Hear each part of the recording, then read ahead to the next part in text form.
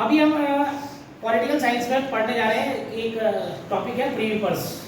अब प्रीविपर्स क्या होता है, थोड़ा सा ब्रीफली उसके बारे में समझा देता हूँ कि जब भारत आजाद हुआ था 1947 में, कब हुआ था 1947 में, तो उस समय क्या थी, बहुत सारी रियासतें हुआ करती थी। भारत दो खंडों में बढ़ गया था। जब उसका जो ज्योग्राफी था वो चेंज हो गया था। चेंज होने का मतलब ये होता है कि उसमें जो अंग्रेजों से हमने जो हिस्सा लिया था, एक हिस्सा वो था और एक था जिसमें रियासतें थी। अब रियासतों में राजा होते, अब राजाओं ने मिलने से मना कर दिया और उस समय लगभग रियासतें थे। 1950 के टाइम में 562 रियासतें थी। कितनी थी? 562 रियासतें थी। उन रियासतों में रजवाड़े थे, राजा लोग थे। तो वो जो राजा लोग थे वो नहीं मान रहे थे किसी भी तरीके से। अगर वो मान लिया अगर इंडिया में विलय नहीं होते तो हमें मतलब इंडिया का जो ज्योग्राफी वो ढंग से नहीं मिलता और हमें कहीं भी जाने के लिए हो सकता वीजा लगाना पड़ता, पासपोर्ट चाहिए होता। मान लिया हमें यहाँ से केरला जाना तो वहाँ के लिए वीजा लगाना पड़ता, पासपोर्ट लगाना पड़ता, तब जाते हैं, क्योंकि वो अलग अलग रियासतें थी सारी। ये लगभग थी 562। ठीक है। उसके बाद क्या है कि इनसे बात की गई। उस समय जो तत्कालीन प्रधानमंत्री थे जवाहरलाल नेहरू, उन्होंने बात की और उस समय गृह मंत्री जो हमारे थे वो सरदार वल्लभ भाई पटेल थी। रियासतें थी और सरदार वल्लभ भाई पटेल ने लगभग सारी रियासतों को मान बना लिया था और उसमें 559 रियासतें मान गई। कितनी मान गई थी? 559 रियासतें बिल्कुल आसानी से मान गई थी। लेकिन 3 रियासतें आपको बता, जैसे हैदराबाद हो, जूनागढ़ हो गया, ये माने नहीं थे। तो इनके लिए फिर सेना भेजी गई और उसके बाद यहाँ इसके बारे में बातें एक नया वीडियो बनाऊंगा, उसमें आपको बता दिया जाएगा कि वो कैसे कैसे वहां पर मर्ज किए गए थे। और फिर उसके बाद वो भी मान गए थे और वो किसी तरह से वो भी यहाँ पर मर्ज हो गए। तो मर्ज होने की कुछ शर्तें थी। शर्तें ये थी कि आप राजा बने रहोगे, केवल ज्योग्राफी हमारे देश में मिलाई जाएगी, आपको राजा की उपाधि रहेगी, सब कुछ रहेगा, लेकिन आपको उसके बदले भत्ते दिए जाएंगे, पेंशन यानी पैसा दिया जाएगा। 5,000 से लेकर 20 लाख तक की रकम उनको प्रति वर्ष दी जाती थी, उनके स्टाइपेंड के रूप में, उनके खर्चे के लिए। ठीक है ना, कि आप अपना खर्चा चला लो वगैरह वगैरह जो भी था उसके लिए उनको दिया जाता था। तो मान गए इस चीज में। अब उन्होंने क्या कहा कि हम लोग कोई बात नहीं, हम मान तो जाते हैं, लेकिन क्या होगा कि बाद में आप अगर मुकर गए तो आपका जो संविधान है उसमें हमें जगह दो। तो आर्टिकल नंबर 291 के अंदर उनको जगह दी गई और कहा गया कि 291 के अंतर्गत जो भी राजा महाराजा होंगे उनको पेंशन दी जाएगी, उनको पैसे दिए जाएंगे, स्टाइपेंड दिया जाएगा, उनकी लाइफ भत्ता दिया जाएगा, उनको जिंदगी गुजारने के लिए पैसा दिया जाएगा। इसी को प्रीविपर्स कहते हैं। क्या कहते हैं? प्रीविपर्स। मैं एक बार दोबारा से समझा देता हूँ कि जो देसी रियासतें मतलब जिसमें राजा थे, जैसे आप उत्तराखंड की बात करें तो टिहरी रियासत थी, वो 1949 में इंडिया में विलय हुई। उससे पहले वो भारत का हिस्सा नहीं था टिहरी रियासत, उसके बाद वो यहाँ पर विलय हुआ 1949 को। ठीक है ना। उसी प्रकार से 559 जो रियासतें थी वो तुरंत विलय हो गई थी, जबकि टोटल थी 562। अब उससे ऊपर भी हो सकती है कुछ, लेकिन 562 के बारे में पूरी जानकारी है। उसमें 559 तुरंत मर्ज हो गए थे, लेकिन 3 रियासतें जो मर्ज नहीं हुई थी उनको भी ताकत के साथ, धन बल के साथ किसी भी तरीके से उनको भी मर्ज करा दिया गया था। लेकिन उन रियासतों के राजाओं ने कहा था कि भाई हमको अगर आप कल के दिन मुकर गए किसी चीज से तो हमें अपने संविधान के आर्टिकल में जगह दो। तो उन्होंने दी, आर्टिकल नंबर 291 में उनको जगह दे दी कि आर्टिकल नंबर 291 के अंदर आपको स्टाइपेंड दिया जाएगा। और ये स्टाइपेंड होता था 5,000 से 20 लाख पर ईयर, ये पर ईयर लिखा हो, पर ईयर तक दिया जाता था। अब देखो इसमें जो कई रियासतें थी, रियासतें देखो कौन कौन सी थी? राजस्थान, भोपाल, जे&के, जूनागढ़, ऐसी रियासतें थी। तो उन रियासतों में कई रियासतों को कई पैसा दिया, जैसे हैदराबाद रियासत को 20 लाख पर ईयर दिया जाता था, बड़ौदा को दिया जाता था 13 लाख, त्रावणकोर जिसको आप केरला कहते हैं, क्या कहते हैं? केरला, उसको 18 लाख, मैसूर को 18 लाख, ऐसी और सारे बहुत सारे जो ये रियासतें थी उनको दिए गए। 1950 से 1967 तक ये सब कुछ व्यवस्था जारी हुई प्रीविपर्स की, मतलब उनको पेंशन, तनख्वाह सब कुछ दी जाती थी। लेकिन आपको ये पता होना चाहिए कि भारत में काफी गरीबी थी, क्योंकि नया नया देश आजाद हुआ था। अब उसको सारी व्यवस्थाएं चाहिए थी, उसके पास इतना पैसा नहीं था। तो वहां पर बात हुई इंदिरा गांधी 1967 के पास, इंदिरा गांधी को लगा कि यार प्रीविपर्स की समस्या समाप्त हो जानी चाहिए, क्योंकि ये जो फालतू का पैसा दिया जा रहा है इससे तो हमारी काफी गरीबी दूर हो सकती है। हमारे यहाँ के लोग जो भूखे सोते हैं रात को, उनके खाने की व्यवस्था, उनके लिए कपड़ों की व्यवस्था, सारी व्यवस्था हो सकती है। तो क्योंकि अब दूसरी बात ये आ रही कि हमारा जो संविधान था वो आर्टिकल नंबर 18 में कहता है राइट टू इक्वलिटी, यानी कि भारत में सारे लोग इक्वल है, कोई राजा नहीं, कोई कुछ नहीं, सब समान है। आर्टिकल नंबर 18 में इसको दर्जा दिया गया, राइट टू इक्वलिटी। इसके और पार्ट में वो मैं आपको बाद में बता दूंगा। उस समय प्राइम मिनिस्टर थी इंदिरा गांधी, 1969 की बात है। उन्होंने क्या किया, उन्होंने कहा, उन राजाओं को बुलाया और बात की। उन्होंने कहा कि हमें आपसे बात करनी है, और बात करने के लिए उनसे बात की गई तो उनसे बोला गया कि भाई आपको हम स्टाइपेंड नहीं दे सकते हैं और आप बिना स्टाइपेंड के यहाँ पर जाओ। तो उन्होंने मना कर दिया, क्योंकि अब उनको फ्री में पैसा मिला था तो उनको दिक्कत तो हो नहीं थी। आप सोचो ना एक चीज, मान ली किसी के आदमी के यहाँ कोई आदमी आ रहा हो और उसको पैसा फ्री में मिल रहा हो तो उसको तो बुरा लगेगा कि यार ये मेरे को पैसे नहीं दे रहे, गड़बड़ हो जाएगा हिसाब किताब। तो इंदिरा गांधी ने उनको कहा भी कि यार हम अभी 1962 की लड़ाई छिड़ी है, 1965 का, अब देखो जब भी युद्ध होता है तो उसमें असला बारूद कई चीजें लगती है, लोग मरते हैं, तो कितना पैसा लगता है ना। तो उसी भारत को काफी नुकसान हो रखा था, भारत बहुत काफी नीचे चल रहा था। तो उस समय क्या किया इंदिरा गांधी ने, कुछ किसी की नहीं सुनी और इंदिरा गांधी ने लोकसभा में बिल लाई और लोकसभा में पारित हो गई।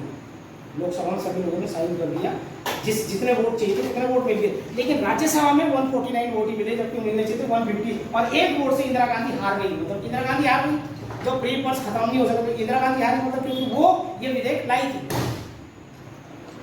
अब क्या 1971 में लोकसभा भंग कर दी गई, इंदिरा गांधी के द्वारा लोकसभा भंग कर दी गई और नए इलेक्शन हुए। फिर इंदिरा गांधी ज्यादा वोटों से जीती थी, लेकिन एक और चीज भी थी, क्योंकि उस समय जो रजवाड़े थे उन्होंने भी इंदिरा गांधी के खिलाफ इलेक्शन लड़ना स्टार्ट किया था उसी दौरान 1971 में, क्योंकि पहले तक तो उन्हें पैसे मिले थे, आराम था। तो उन्होंने सोचा कि अगर हम इलेक्शन लड़ेंगे इसके खिलाफ और इसको बाहर कर देंगे तो उससे क्या होगा कि हमारा स्टाइपेंड नहीं छीना जाएगा, जब प्रधानमंत्री नहीं तो बिल आएगी नहीं, समझ रहे हो। लेकिन उसमें ज्यादातर रियासत वाले हार गए और इलेक्शन में उस समय जो जीते थे माधव राव सिंधिया, ये जीत गए थे, और ये 1977 1980 में भी जीते थे, ठीक है ना। और 28 दिसंबर 1971 को एक अमेंडमेंट लाया गया कि आर्टिकल 362 मतलब 26 अमेंडमेंट किया गया था कि 362 अमेंडमेंट किया गया था कि उसमें क्या नहीं है, 291 आर्टिकल नंबर 291 जो मैंने पहले बताया था, ये है ही नहीं, इसको हटा दिया पूरा। 26 अमेंडमेंट के थ्रू, 26 अमेंडमेंट के थ्रू कहा गया कि 291 है ही नहीं, ठीक है। अब जब 291 होगा ही नहीं तो उनके लिए व्यवस्था ही नहीं होगी, समझ रहे बात को। अब 362 आर्टिकल भी था, उसमें लिखा गया था यहाँ राजा महाराजों को उपाधि दी जाएगी, फलाना दिया जाएगा, ये दिया जाएगा, राजा शेरगढ़ के राजा और उसके जूनागढ़ के महाराज आ रहे, और इन लोगों को फ्री की तोपों की सलामी भी दी जाती थी। गन के जब वो आते थे तो बंदूकों से और तोपों से सलामी भी दी जाती थी, काफी इज्जत की जाती थी, ठीक है ना। तो 362 आर्टिकल कहता है कि उनको ये आर्टिकल दिए जाए, मतलब ये टाइटल दिए जाए जैसे ये। तो उसके बाद 362 को हटा के 363 ए कर दिया जाए या, और 20 उसमें लिखा गया कि 26 अमेंडमेंट आएंगी, वो सब खत्म कर दिया गया। मतलब उसमें कहा गया कि जो 291 आर्टिकल के अंदर प्रीपर्स दिया गया था उसको खत्म कर दिया गया। समझ रहे हो बात को। मैं एक बात थोड़ा सा रिकैप करवा देता हूँ, बता देता हूँ कि 1950 में यहाँ पर बहुत सारी रियासतें हुआ, कम से कम 562 रियासतें हुआ करती थी, जिसमें उन रियासतों में राजस्थान रियासत थी, भोपाल थी, जे&के थी, जूनागढ़, ये सारी रियासतें हुआ करती थी। अब उसमें क्या था कि आर्टिकल उन्होंने कहा था, वहाँ के जो रियासत वाले थे उनको बुलाया गया था सरदार वल्लभ भाई पटेल जी के द्वारा कि आप क्या हो कि हमारे इंडिया की ज्योग्राफी में मर्ज हो जाओ, और ताकि ज्योग्राफी सही हो जाए, सभी जगह हम आ जा सके, कोई दिक्कत परेशानी ना हो। तो उन्होंने मना कर दिया, उन्होंने कहा कि भाई हम आपको अपने आप को अपने आप में क्यों मिलाएं, ठीक है। तो उन्होंने कहा कि आपको क्या है, इसके बदले पेंशन दी जाएगी। अब पेंशन भी 5,000 से 20 लाख के बीच में दी जाती थी। अब वो क्यों दी जाती थी, जिस राज्य से यानी जिस स्टेट से यानी कि जिस रियासत से जो रेवेन्यू आता था, टैक्स ज्यादा आता था, उनको ज्यादा पैसा दिया जाता था। यानी भारत सरकार को जिस स्टेट से ज्यादा फायदा होता था उनको उस हिसाब से पेंशन दी जाती थी, और जिनसे कम होता था उनको कम दी जाती थी। अब उस दौरान 562 में से 559 रियासत वाले मान गए, 2-3 रियासत वाले जो नहीं माने थे सरदार वल्लभ भाई पटेल जी ने उनको बनवा दिया। और लेकिन उन्होंने कहा कि भाई हमें आर्टिकल में जगह दो, अदरवाइज आपको कल के दिन ऊपर जाओ। तो आर्टिकल 291 में इसकी व्यवस्था की गई थी। अब एग्जाम्पल के लिए हैदराबाद हो गया, बड़ौदा हो गया, त्रावणकोर हो गया, मैसूर हो गया, इन सब ऐसी सारी रियासतों को अलग अलग रूप में धनराशि दी जाती है। किसी को 20 लाख, 18 लाख, 13 लाख, 12 लाख, 10 लाख, 5 लाख, 7 लाख, 1 लाख, 2 लाख, जो भी है, 10,000, 50,000 ऐसी रकमें दी जाती है। अब क्या हुआ कि 1950 से 1967 तक मिलता देते रहे, किसी को 20 लाख, किसी को 15 लाख, 18 लाख, 25 लाख, 6 लाख, जो भी है। आर्टिकल 18 के अंदर राइट टू इक्वलिटी है। उन्होंने कहा कि आर्टिकल, इंडियन गवर्नमेंट ने कहा कि आर्टिकल नंबर 18 में क्या दे रखा, राइट टू इक्वलिटी। इक्वलिटी मतलब सारे इक्वल, कोई राजा नहीं, कोई प्रजा नहीं, कुछ नहीं। उस समय तो प्राइम मिनिस्टर इंदिरा गांधी 1969 थी, उन्होंने कहा 1962 में भी यहाँ पर वो युद्ध हुआ, 1965 में भी युद्ध हुआ, बड़ी समस्या हुई थी और हम काफ़ी गरीबी में जी रहे हैं, हमारे यहाँ के लोग काफ़ी गरीबी में हैं, बड़ी दिक्कत है। तो उन्होंने क्या किया कि एक बिल पास किया और लोकसभा में उसको पास करवा दिया, जितने वोट चाहिए थे वो मिल गए उनको, लेकिन राज्यसभा में एक वोट से हार गई, 149 ही वोट मिले थे उनको, इससे कि एक प्रकार से प्री वर्ष चलने वाला था। अब इन्होंने एक और काम किया था कि जो इंदिरा गांधी थी, ये राष्ट्रपति से एक वो निकालती है, अध्यादेश जारी करवाती है कि प्री वर्ष समाप्त कर दिया जाए। तो सारे के सारे रियासत के राजा इकट्ठे हुए और इन्होंने सुप्रीम कोर्ट चले गए। सुप्रीम कोर्ट में जाके इन्होंने कहा कि भाई हमारी व्यवस्था खत्म ना की जाए, तो सुप्रीम कोर्ट ने उस आदेश पे रोक लगा दी। उसके बाद 1971 की बात आती है, उस समय लोकसभा भंग कर दी जाती है। आपको पता है जब इलेक्शन होते हैं तो उससे पहले लोकसभा को भंग कर दिया जाता है और फिर नए इलेक्शन होते हैं, ठीक है। जैसे कि अभी 2024 में लोकसभा भंग होगी और फिर उसके बाद इलेक्शन होंगे, किसके लोकसभा के, ठीक है ना। तो उसमें क्या है कि जैसे लोकसभा के फिर चुनाव हुए तो उसमें इसके खिलाफ रियासत के लोगों ने, रियासत के वाले थे, उन्होंने भी इलेक्शन में आया, क्योंकि उन्हें फ्री में पैसे मिल रहे थे। उसके बाद उनको पता है कि अगर ये जीत गई तो हमारे पैसे बंद हो जाएंगे, तो इस चक्कर में वो लड़े, लेकिन ज़्यादातर हार गई। उसमें कुछ जीते, जैसे माधवलाल सिंधिया जैसे जीत गए, जो कि बाद में कांग्रेस में शामिल हो गए थे। अब वो इनके जो वंशज हैं, इनके परिवार वाले, अब वो बीजेपी में शामिल है। तो इन्होंने क्या किया कि 26th अमेंडमेंट किया कि 26th अमेंडमेंट में आके 291 आर्टिकल है ही खत्म कर दिया। उसके बाद 28 दिसंबर 1971 को क्या किया गया कि आर्टिकल नंबर 362 को भी एबोलिश कर दिया गया, हटा दिया गया। उसमें लिखा था कि यहाँ के जो राजा महाराजा उनको टाइटल दिया जाएगा, ये है वो है, उनको 21 तोपों की सलामी या बंदूकों से सलामी वगैरह जो दी जाती थी वो दी जाती। उसकी जगह जब उसको हटाया गया तो 363 लाया गया कि इनको इस प्रकार की कोई भी सुविधा नहीं दी है, ठीक है ना।